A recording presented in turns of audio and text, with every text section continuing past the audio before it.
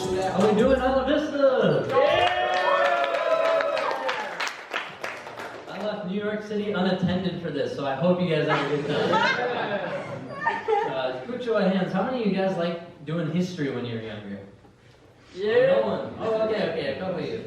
Bunch of fucking weirdos, man. I hated history as a child, and it is 100% because I was dog shit at it. I remember 3rd grade was the first time that we started moving on to the heavier, gritty concepts.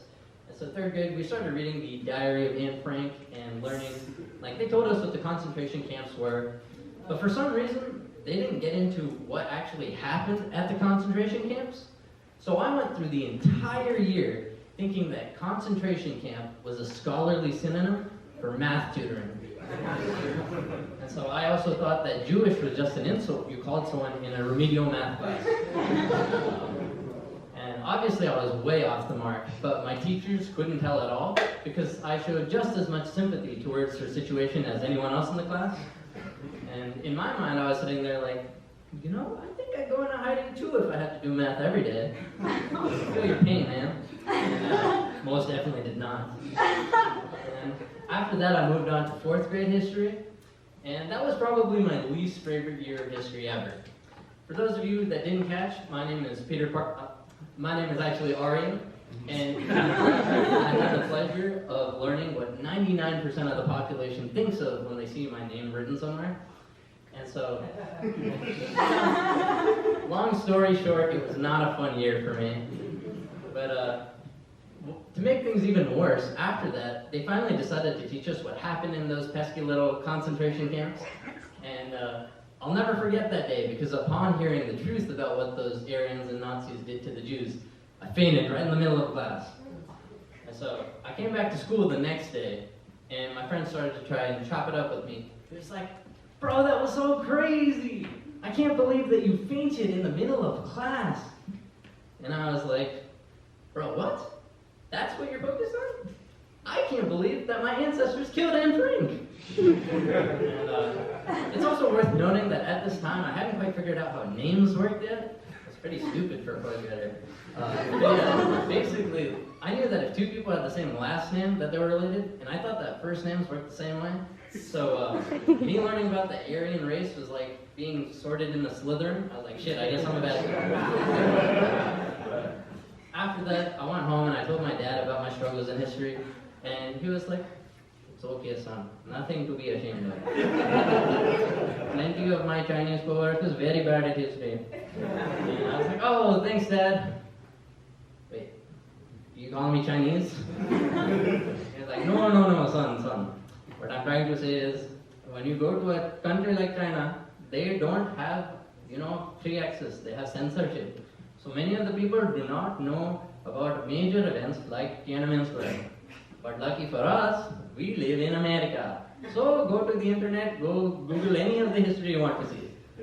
And, I was pretty glad he gave me that advice, because a couple years after that, my parents would switch me to a very academically rigorous school in Palo Alto.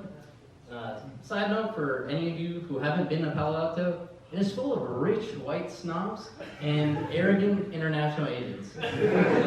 Which school? Which school? Go on.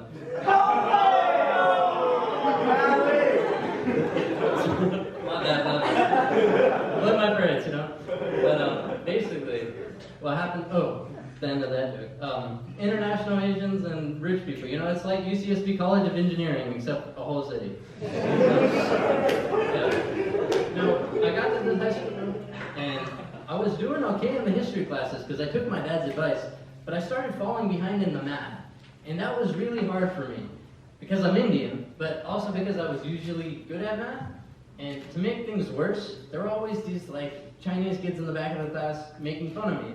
I'd get called for a problem, and I'd try and answer it and just screw up. And then someone would be like, "I knew how to do that in 2nd grade." I'd look back and be like, "That's great, you think? Who the fuck asked?" So, after a couple weeks at this school, I was just getting madder and madder because I wasn't getting any better. But all the other kids were legions ahead of me in math.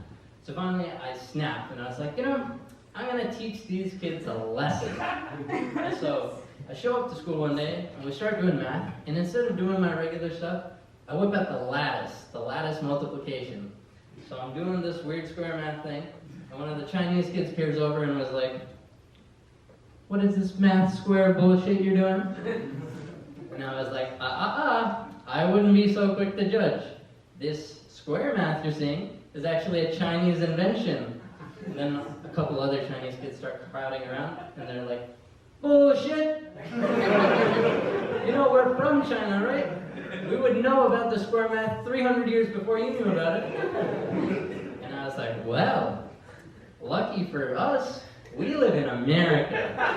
So, if you want to learn about this, just go to Google and search up Tiananmen Square China. That'll teach you everything you need to know about the subject. And, you know, safe to say they went home and they did it because those pompous bastards never made fun of my math again. That's the power of history, bitch. Thank you all for watching.